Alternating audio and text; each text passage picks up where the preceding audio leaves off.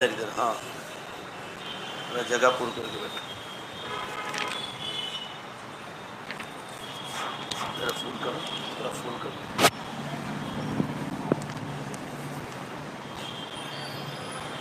بسم اللہ الرحمن الرحیم. وعن زید بن ثابت رضی اللہ عنہ قال بینما النبی صلی اللہ علیہ وسلم فی حائط لبن النجار على بغلة له ونحن معه إذ حادت به فكادت تلقيه فإذا أقبر ستة أو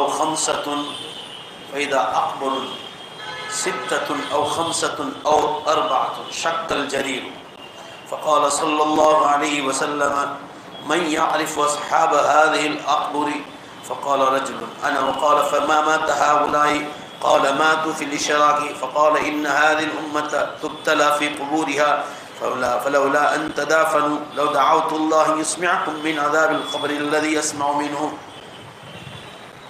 دھیان دیجئے، حضرت زید بن ثابت رضی اللہ عنہ بیان کرتے ہیں. اوپر کی بھی بند کر دو، اوپر کی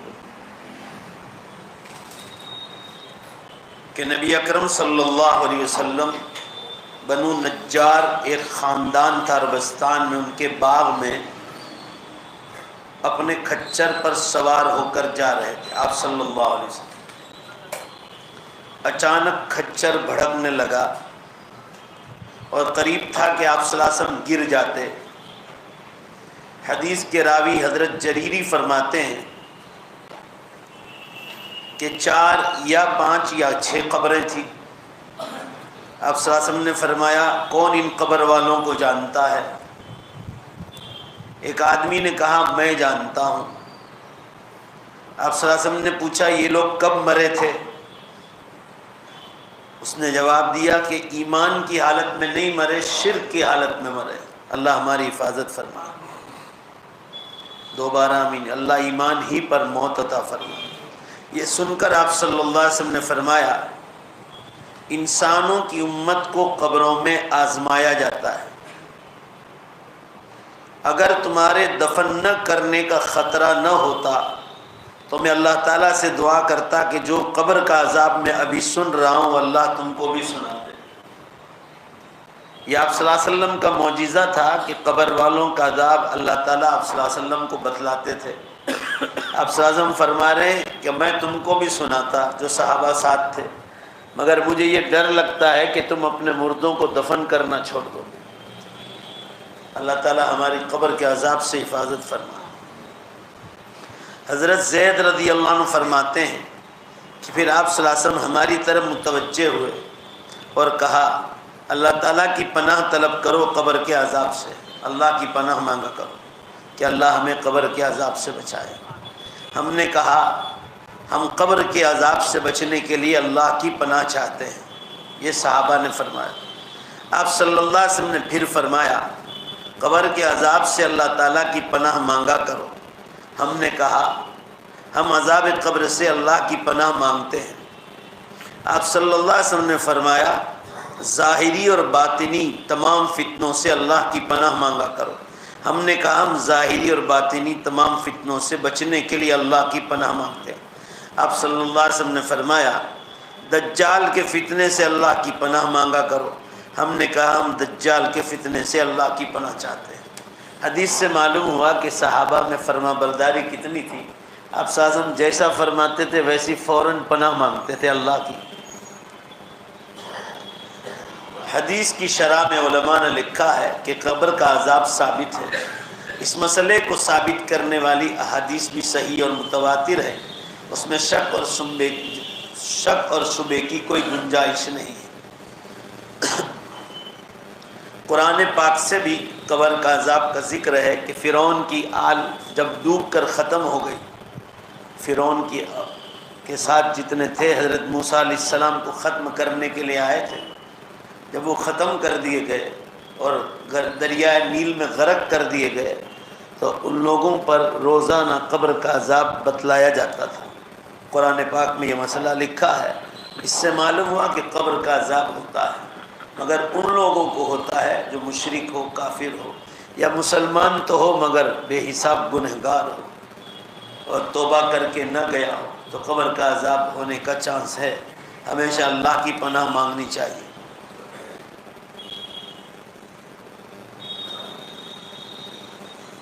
آگے کی حدیث آ رہی حضرت برا بن عازب رضی اللہ عنہ.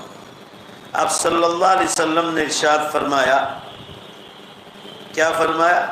وعن البراء بن عازب وعن ابی ایوب رضی اللہ عنہما ان صبیا دفنا. یہ دونوں صحابی فرما رہے دو بچے انتقال کر گئے، دونوں کو دفنا کیا گیا، بچے ہیں. آپ صلی اللہ علیہ وسلم نے فرمایا اگر کسی کو قبر کے عذاب سے چھٹکارا ملتا تو یہ دو بچے بچ جاتے. یہ قبر کے عذاب سے مراد علماء نے لکھا کہ قبر ہر مردے کو چاہے نیک ہو یا برا سے بھیجتی ہے. اس سے بھی پناہ مانگنی چاہیے.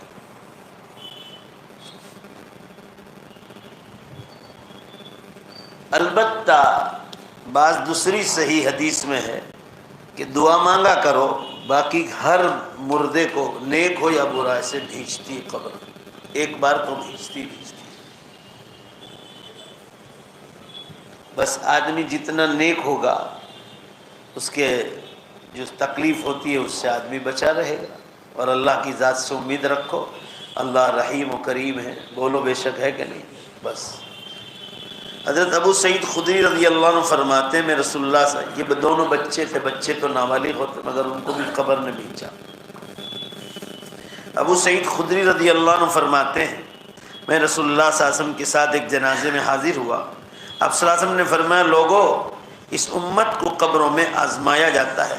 جب کسی شخص کو دفن کر دیا جاتا ہے اور اس کے ساتھی واپس چلے جاتے ہیں تو ایک فرشتہ اس کے پاس آتا ہے. گھر والے چلے جاتے ہیں تو ایک فرشتہ اس کے پاس آتا ہے. اس کے ہاتھ میں کوٹنے چھیدنے کا ایک آلہ ہوتا ہے، مارنے کا ایک آلہ ہوتا ہے. اس شخص کو بٹھا کر پوچھتا ہے، دھیان سے سنیے گا حدیث لمبی ہے، اس آدمی کے بارے میں تیرا کیا خیال ہے؟ حضور صلی اللہ علیہ وسلم کی طرف اشارہ کیا جاتا ہے کہ اس آدمی کی طرف تیرا کیا خیال ہے؟ اگر وہ مومن ہے تو جواب دیتا ہے میں گواہی دیتا ہوں کہ اللہ ہی معبود ہے، وہی عبادت کے لائق ہے، اور محمد صلی اللہ علیہ وسلم اللہ کے بندے اور رسول ہیں. اللہ ہمیں ہی اس طرح ایمان پر قبر میں بھی مضبوط فرما. وہ کہتا ہے تو نے سچ کہا. پھر فرشتہ کہتا ہے تو نے سچ کہا. پھر جہنم کی طرف سے ایک دروازہ کھول دیا جاتا ہے. وہ کہتا ہے کہ دیکھ اگر تو اپنے رب کے ساتھ کفر کرتا، ایمان نہ لاتا تو یہ تیرا ٹھکانہ ہونے والا تھا، مگر تو نے کلمہ پڑھ کے سنا اس لیے تو بچ گیا. اب جب کہ تو ایمان لایا تیری منزل یہ ہے. اس کے بعد جنت کا ایک دروازہ کھول دیا جاتا ہے اور وہ شخص جنت میں داخل ہونے کے لیے اٹھنے کا ارادہ کرتا ہے تو فرشتہ کہتا ہے ٹھہر جا. پھر اس کی قبر کو لمبی چوڑی کر دی جاتی. اگر دفن کیا جانے والا آدمی کافر یا منافق ہے تو فرشتہ پوچھتا ہے کہ تو اس آدمی کے بارے میں کیا کہتا ہے؟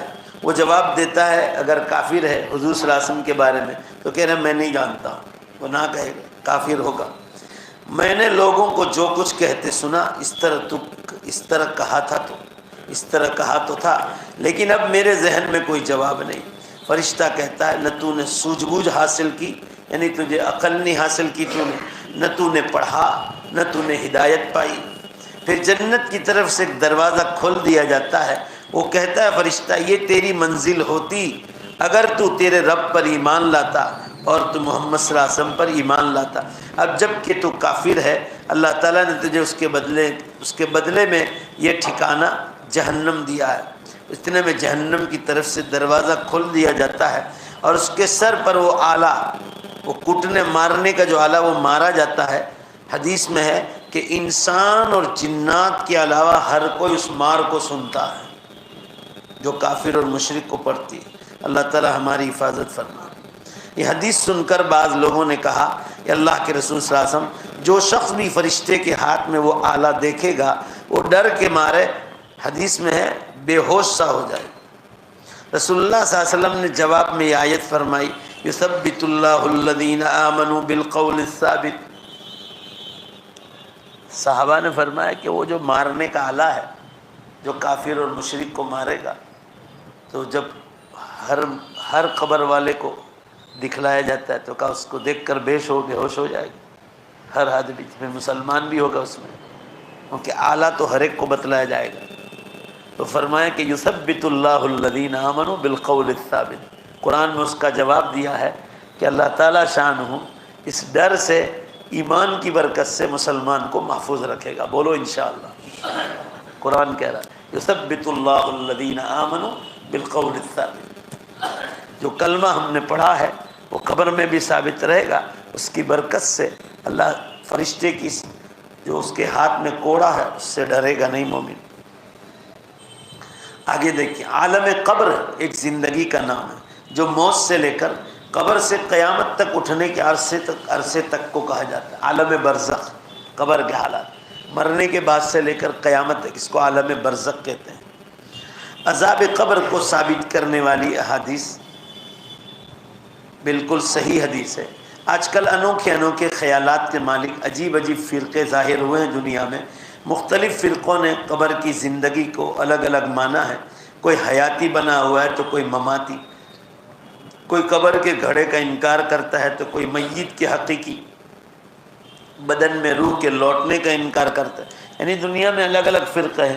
کوئی یوں کہتا ہے کہ مرنے کے بعد انسان کے بدن میں روح واپس نہیں آئے گی، حالانکہ اللہ کے رسول صلی اللہ علیہ وسلم فرماتے ہیں کہ نیک ہوگا تو روح اس کے بدن میں آئے گی اور وہ جنت کی نعمتوں سے لذت محسوس کرے گی۔ ہر مومن چاہے وہ کیسا بھی ہو، لہذا ایسا غلط سوچنے کا ہم کو جواز نہیں ہے کہ قبر میں ایسا کچھ نہیں۔ ایمان آدمی کا مضبوط ہو تو اللہ نبی کی بات کو آدمی آنکھیں بند کر کے مان لیتا ہے۔ ابھی آپ کو یہ مسئلہ سمجھنا ہو تو اب بہت آسان ہو گیا ہے۔ اب آپ نے دیکھا نا جنت کا ایک دروازہ کھلتا، اب جنت کا دروازہ چھوٹا موٹا ہوتا ہے، بولو نا بھائی چھوٹا ہوگا تو بہت بڑا، وہ دروازہ دیکھتا ہے کھلتے ہوئے، مسلمان دیکھتا ہے۔ قبر تو 5 فٹ کی ہے، 4 فٹ کی، اور یوں لمبائی میں 2-3 فٹ کی ہو، تو اس کو علماء نے یوں لکھا ہے کہ اللہ تعالیٰ نے انسان کا جو دماغ بنایا ہے تو انسان نے اپنے دماغ سے، جو اللہ نے بنایا، انسان کے دماغ کو زور سے بولو کس نے بنایا؟ انسان نے ایک مشین تیار کیا، یہ آپ کے سامنے جو ویڈیو ہو رہا ہے وہ بھی اس میں کیمرہ ہے، اسی طرح ٹیلی ویژن یہ بھی اسی کی ایک شکل ہے۔ یہ انسان نے بنایا ہے، کتنا چھوٹا۔ پالنپور سے مولانا رحمت اللہ کا فون آیا تھا کہ آپ کی مینارہ مسجد کی جو مجلس ہے وہ ہمارے پالنپور میں لوگ بہت دیکھتے ہیں، اور ٹیلی ویژن میں اس کو بڑا کر کے اسکرین بنا کے سارے گھر والے ابھی دیکھ رہے ہیں دنیا میں، زامبیا، افریقہ، انگلینڈ، کینیڈا، امریکہ، آسٹریلیا۔ ایک حافظ قاسم کر کے آسٹریلیا میں، ان کا کل پرسوں فون آیا تھا، وہ کہہ رہا ہے کہ ہمارے یہاں سونے کا وقت ہے مگر میں سوتا نہیں ہوں، آپ کی مجلس سن کے میں سوتا ہوں۔ ہمارے سے 4 گھنٹے آگے ہے آسٹریلیا، ابھی 1-1:30 بجا ہوا۔ تو میں آپ کو یہ مسئلہ بتلانا چاہ رہا ہوں کہ یہ مشین اللہ نے انسان کے دماغ سے تیار ہے۔ یہ ہے کتنا چھوٹا، اتنا سا ہے، کیمرہ دیکھنے جاؤ اتنا چھوٹا ہے، مگر اتنی سی ٹیلی ویژن کے نقشے پر انسان نے ایسا مشین رکھا ہے کہ اتنے چھوٹے پردے پر بڑا لمبا چوڑا اونٹ بھی بتلانا ہو تو اتنے سے ٹی وی کے پردے پر وہ بتلا دیتا ہے، بڑے بڑے کرکٹ کے میدان بتلاتا ہے، بڑے بڑے باغیچے بتلاتا ہے، سمندر کے سمندر بتلاتا ہے۔ انسان کے دماغ میں اللہ نے اتنا پاور رکھا ہے کہ اتنی چھوٹی مشین پر وہ اتنے بڑے بڑے گارڈن اور بڑے بڑے کرکٹ کے میدان دکھا سکتا ہے اتنے چھوٹے اسکرین پر۔ تو ذرا زور سے جواب دو بے شک بول کر، وہ اللہ جس نے انسان کو پیدا کیا ہے اس 5 فٹ کی قبر میں، زور سے بولو بے شک، کیا وہ جنت کا نمونہ نہیں دکھا سکتا؟ دکھا۔ تو مسئلہ آسان ہے، لہٰذا یہ ان لوگوں کا جواب ہے جو قبر کے عذاب کا یا قبر میں جنت کے حالات کا انکار کرتے ہیں۔ چلیے آگے کی حدیث آ رہی کہ سیدنا سعد رضی اللہ عنہ کو بھی قبر نے دبوچا۔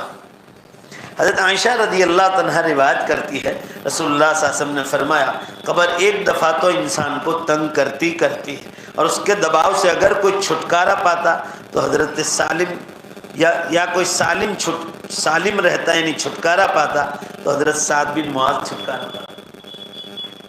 اگر کوئی چھوٹتا، فضائل اعمال میں بھی حدیث ہے، اگر کوئی قبر کے بھیچاؤ سے، دبانے سے بچتا تو حضرت سعد بن ثابت بچ جاتا۔ اور وہ کون ہے؟ آگے آ رہا ہے، دیکھو ذرا پہلے۔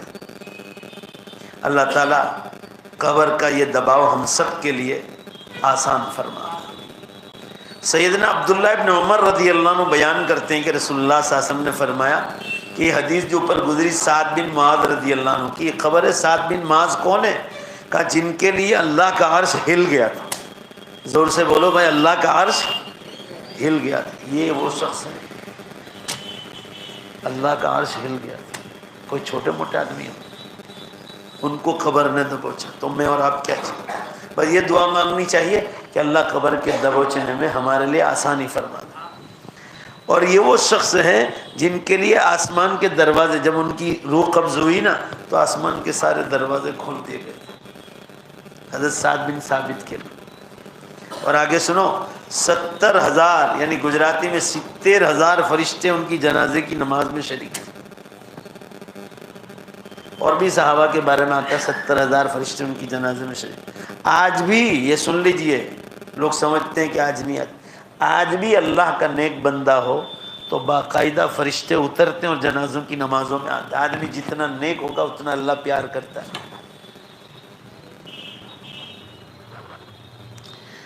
لکھنؤ میں حضرت مولانا عبدالحی صاحب فرنگی محلی رحمۃ اللہ علیہ 35 برس کی عمر میں انتقال کر گئے۔ زور سے بولو کتنے؟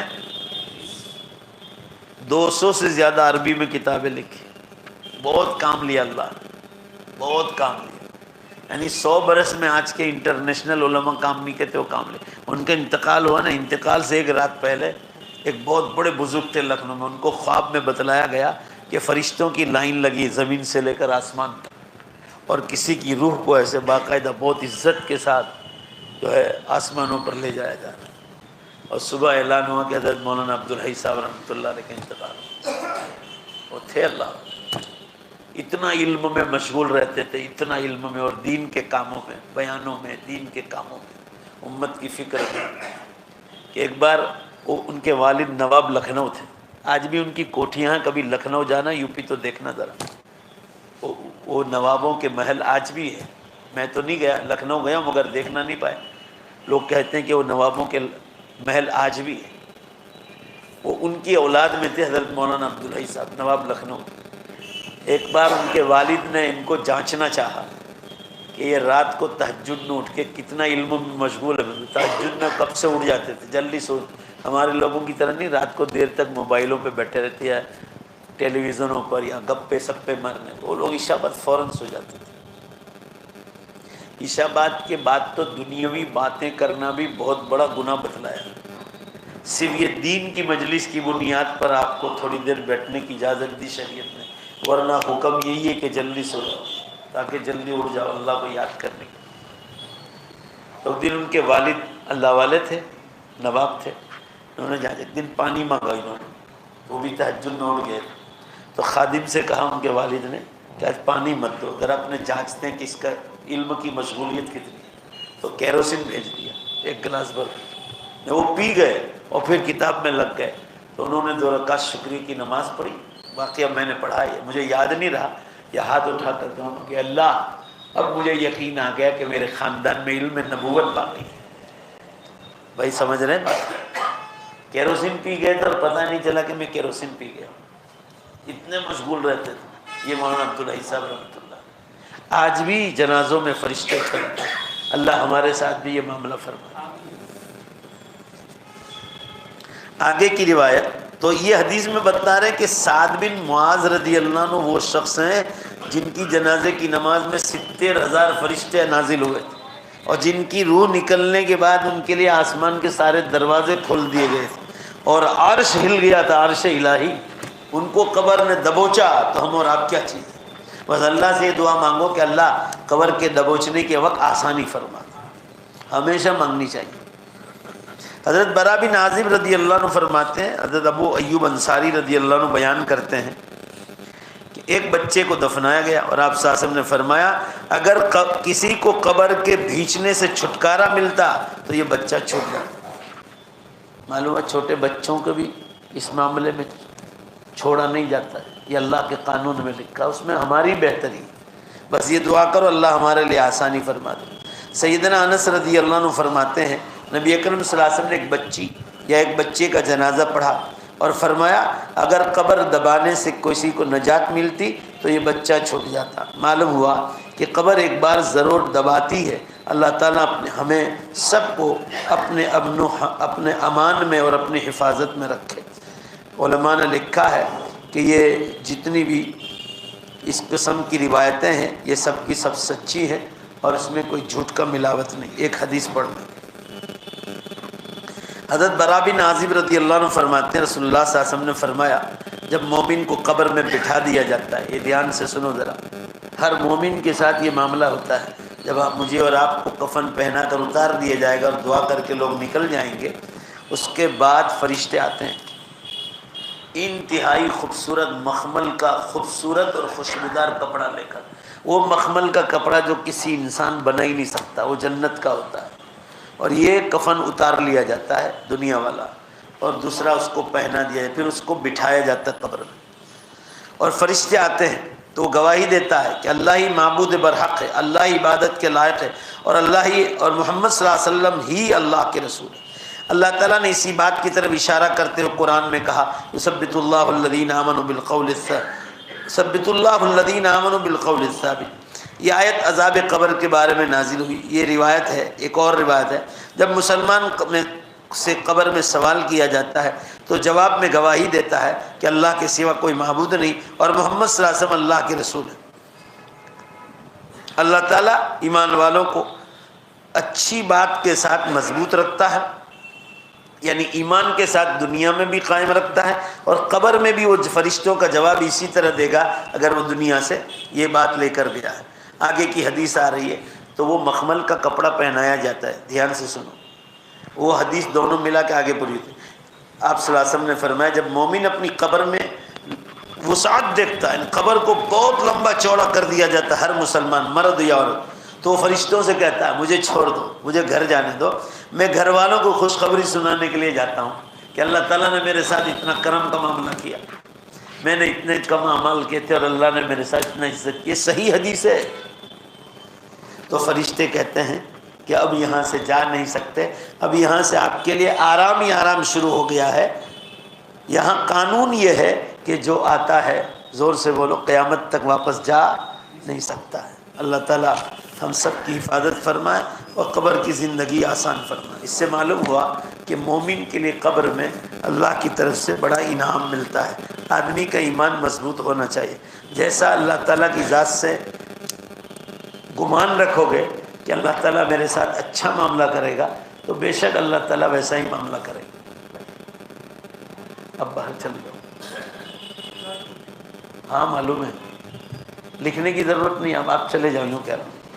یہ مولانا آئے ہیں دارالعلوم دیوبند، جلدی جاؤ نا بھائی، یہ لوگ اٹھ جائیں گے، وہاں بیچ میں بیٹھو۔ جو اس وقت یوں کہو ام المدارس ہے، ساری مدرسوں کی ماں ہے وہ، اور تقریباً 10,000 کے قریب طلبہ وہاں پڑھتے ہیں، 10,000 کے قریب، 1,500 تو ہر سال عالم بنتے ہیں۔ کتنے؟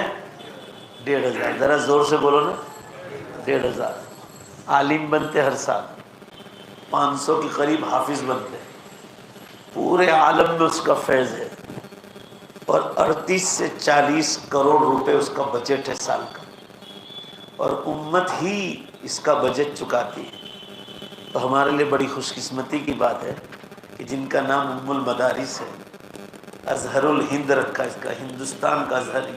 ایک مصر میں ہے جامعہ ازہر، وہ تو پوری دنیا کا سب سے بڑا مدرسہ ہے، اس کے بعد مدینہ منورہ ہے، اس کے بعد یہ تیسرے نمبر پر، اور ایشیا میں سب سے بڑا، پورے ایشیا میں، یہاں سے آپ جاپان، آسٹریلیا، فیجی تک چلے جاؤ، ایشیا میں نمبر 1 ہے دارالعلوم دیوبند، اور اس کی بڑی خدمات ہے۔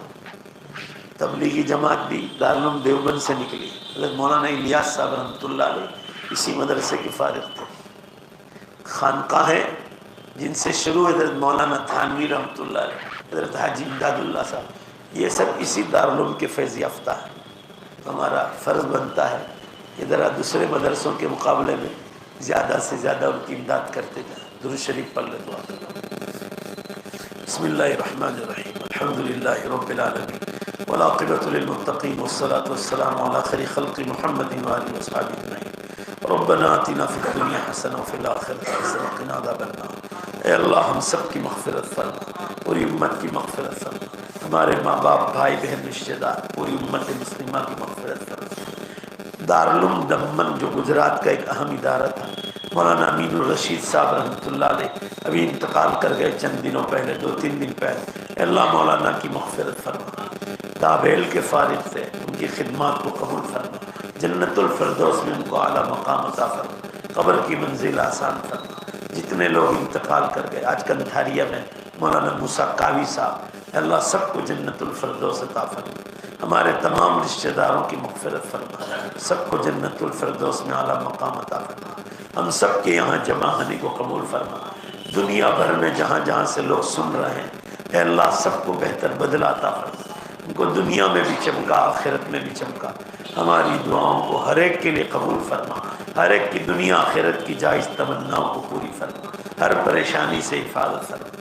اللہ یہ کورونا وائرس، اومیکرون، یہ جو بھی فتنے ہوں، بیماریاں ہوں، سب سے امت کی حفاظت فرما، ہماری جان مال عزت و آبرو کی حفاظت فرما، تجارتوں میں، نوکری دھندوں میں برکتیں نازل فرما، ہماری دعاؤں کو قبول فرما برحمتک یا ارحم الراحمین۔